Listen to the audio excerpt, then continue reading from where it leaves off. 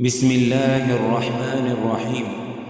الحمد لله الذي أنزل على عبده الكتاب ولم يجعل له عوجا قيما لينذر بأسا شديدا من لدنه ويبشر المؤمنين الذين يعملون الصالحات أن لهم أجرا حسنا ماكثين فيه أبدا وينذر الذين قالوا اتخذ الله ولدا ما لهم به من علم ولا لآبائهم كبرت كلمة تخرج من أفواههم إن يقولون إلا كذبا فلعلك باخع نفسك على آثارهم إن لم يؤمنوا بهذا الحديث يسفا إنا جعلنا ما على الأرض زينة لها لنبلوهم أيهم أحسن عملا وإنا لجاعلون ما عليها صعيدا جرزا أم حسبت أن أصحاب الكهف والرقيم كانوا من آياتنا عجبا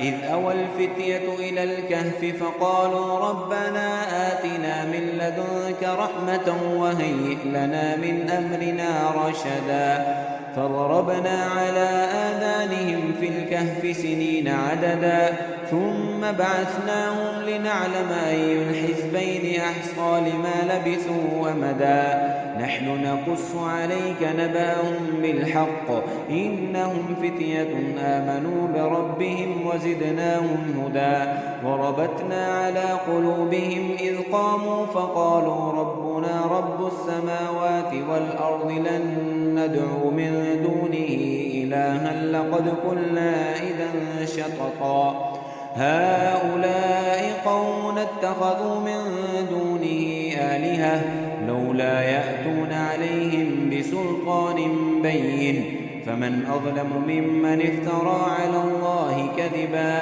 وإذ اعتزلتموهم وما يعبدون إلا الله فأووا إلى الكهف ينشر لكم ربكم رحمته ويهيئ لكم من أمركم مرفقا وترى الشمس إذا طلعت تزاور عن كهفهم ذات اليمين وإذا غربت تقرضهم ذات الشمال وهم في فجوة منه ذلك من آيات الله من يهد الله فهو المهتد ومن يضلل فلن تجد له وليا مرشدا وتحسبهم أيقاظا وهم رقود ونقلبهم ذات اليمين وذات الشمال وكلبهم باسط ذراعيه بالوصيد لو اطلعت عليهم لوليت منهم فرارا ولملئت منهم رعبا وكذلك بعثناهم ليتساءلوا بينهم قال قائل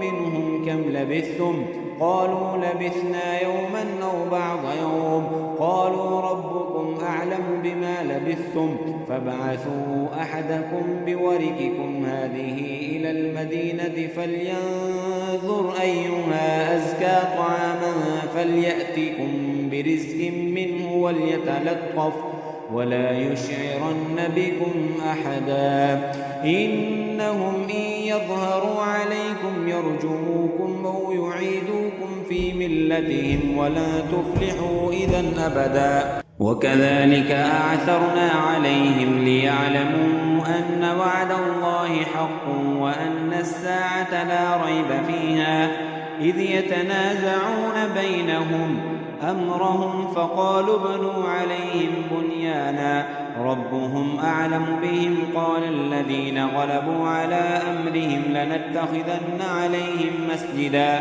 سيقولون ثلاثة رابعهم كلبهم ويقولون خمسة سادسهم قلبهم رجما بالغيب ويقولون سبعة وثامنهم قلبهم قل ربي أعلم بعدتهم ما يعلمهم إلا قليلا فلا تمار فيهم إلا مراء ظاهرا ولا تستفت فيهم منهم أحدا ولا تقولن لشيء إني فاعل ذلك غدا إلا أن يشاء الله واذكر ربك إذا نسيت وقل عسى أن يهديني ربي لأقرب من هذا رشدا ولبثوا في كهفهم 300 سنين وازدادوا 9.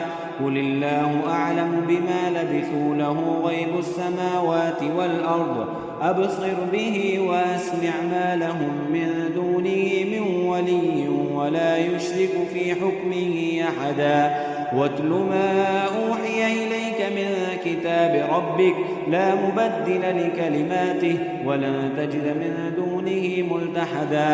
واصبر نفسك مع الذين يدعون ربهم بالغداة والعشي يريدون وجهه ولا تعد عيناك عنهم تريد زينة الحياة الدنيا ولا تطع من أغفلنا قلبه عن ذكرنا واتبع هواه وكان أمره فرطا. وقل الحق من ربكم فمن شاء فليؤمن ومن شاء فليكفر إنا أعتدنا للظالمين نارا أحاط بهم سرادقها وإن يستغيثوا يغاثوا بماء كالمهل يشوي الوجوه بئس الشراب وساءت مرتفقا. إن الذين آمنوا وعملوا الصالحات إنا لا نضيع أجر من أحسن عملا. أولئك لهم جنات عدن تجري من تحتهم الأنهار يحلون فيها من أساور من ذهب ويلبسون ثيابا خضرا من سندس واستبرق متكئين فيها على الأرائك نعم الثواب وحسنت مرتفقا. واضرب لهم مثل الرجلين جعلنا لأحدهما جنتين من أعناب وحففناهما بنخل وجعلنا بينهما زرعا كلتا الجنتين آتت أكلها ولم تظلم منه شيئا وفجرنا خلالهما نهرا وكان له ثمر فقال لصاحبه وهو يحاوره أنا أكثر منك مالا وأعز نفرا ودخل جنته وهو ظالم لنفسه قال ما أظن أن تبيد هذه أبدا وما أظن الساعة قائمة ولئن رددت إلى ربي لاجدن خيرا منها منقلبا. قال له صاحبه وهو يحاوره أكفرت بالذي خلقك من تراب ثم من نطفة ثم سواك رجلا لكن هو الله ربي ولا أشرك بربي أحدا.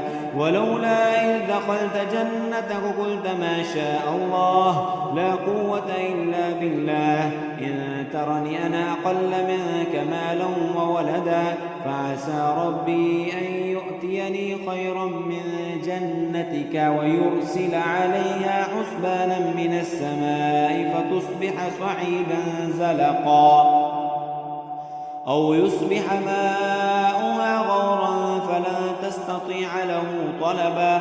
وأحيط بثمره فأصبح يكلب كفيه على ما أنفق فيه وهي خاوية على عروشها ويقول يا ليتني لم أشرك بربي أحدا.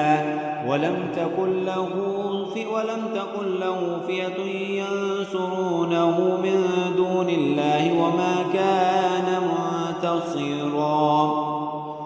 هنالك الولاية لله الحق هو خير ثوابا وخير عقبا.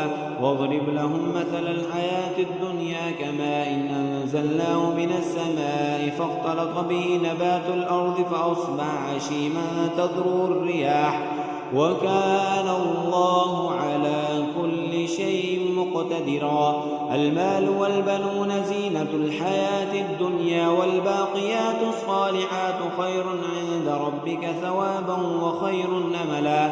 ويوم نسير الجبال وترى الأرض بارزة وحشرناهم فلم نغادر منهم أحدا وعرضوا على ربك صفا لقد جئتمونا كما خلقناكم أول مرة بل زعمتم أن لن نجعل لكم موعدا. ووضع الكتاب فترى المجرمين مشفقين مما فيه ويقولون يا ويلتانا ما لهذا الكتاب لا يغادر صغيرة ولا كبيرة إلا أحصاها ووجدوا ما عملوا حاضرا ولا يظلم ربك أحدا.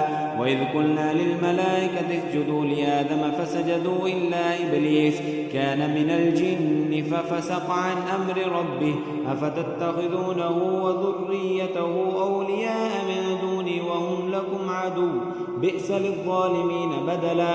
ما أشهدتهم خلق السماء وخلق الأرض ولا خلق أنفسهم وما كنت متخذ المضلين عضدا.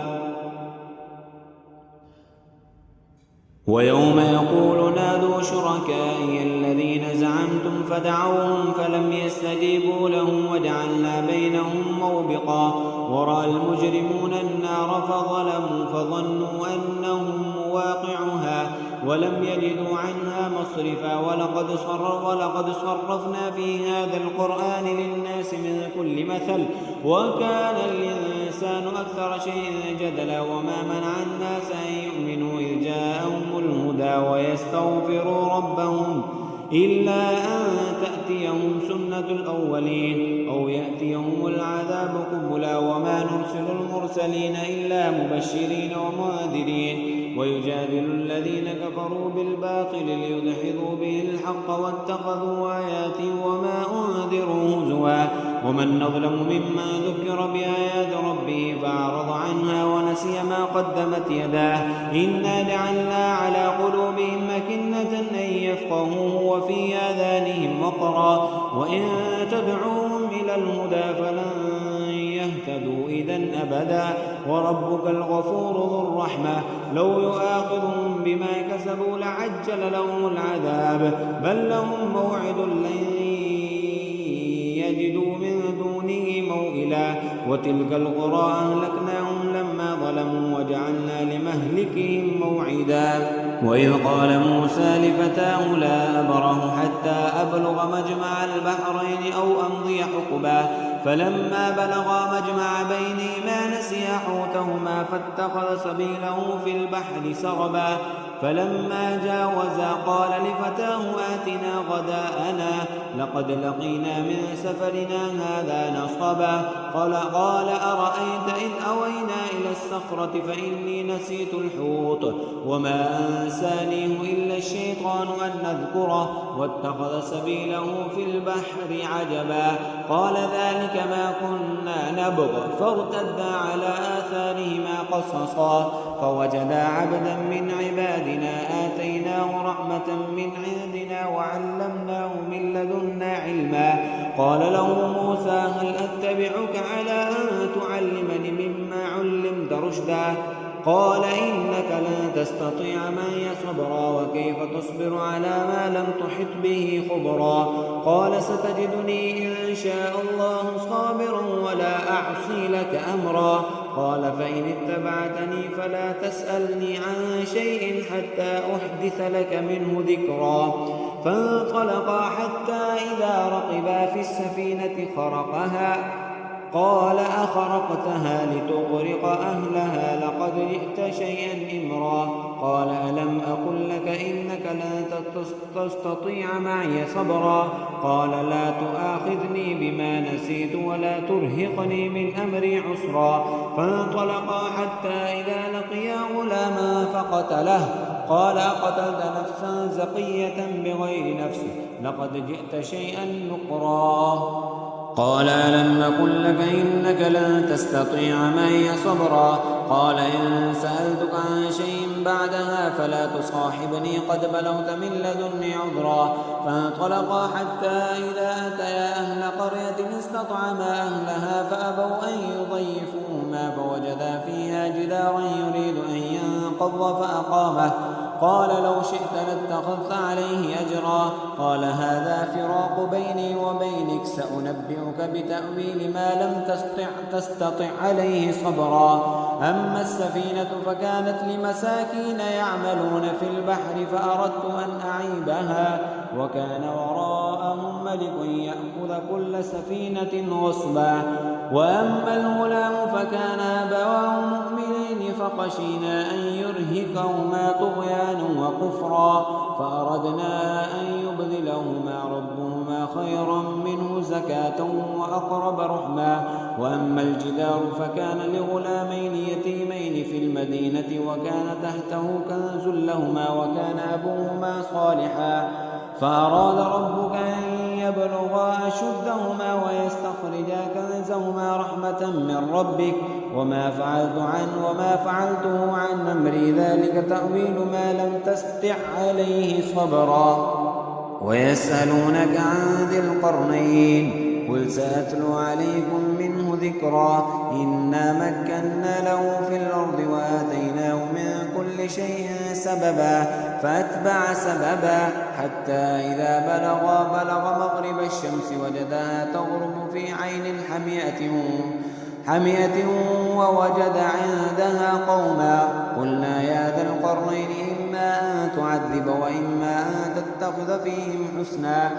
قال أما من ظلمك فسوف نعذبه ثم يرد إلى ربه فيعذبه عذابا نكرا.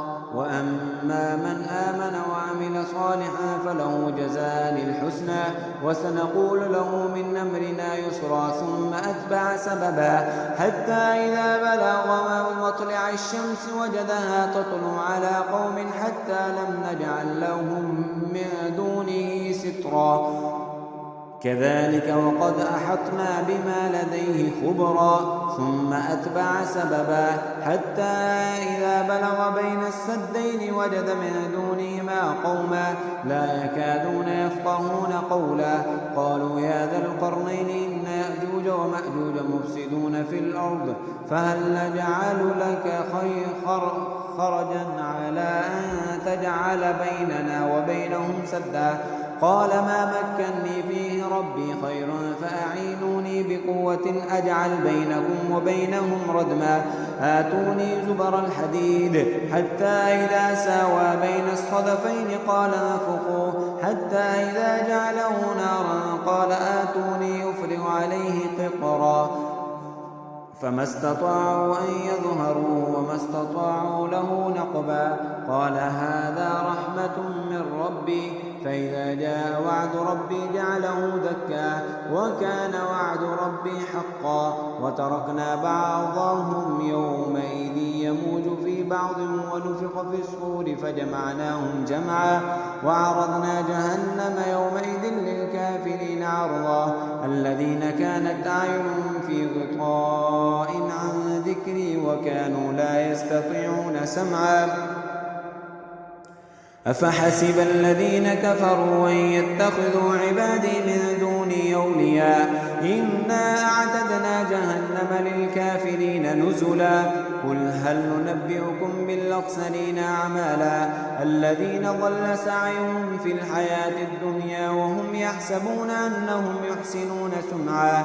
أولئك الذين كفروا بآيات ربهم ولقائه فحبطت أعمالهم فلا نقيم لهم يوم القيامة وزنا. ذلك جزاؤهم جهنم بما كفروا واتخذوا آياتي ورسلي هزوا. إن الذين آمنوا وعملوا الصالحات كانت لهم جنات الفردوس نزلا خالدين فيها لا يبغون عنها حولا. قل لو كان البحر مدادا لكلمات ربي لنفذ البحر قبل أن تنفذ كلمات ربي ولو جئنا بمثله مددا. قل إنما أنا بشر مثلكم يوحى إلي أنما إلهكم إله واحد فمن كان يرجو لقاء ربه فليعمل عملا صالحا ولا يشرك بعبادة ربه أحدا.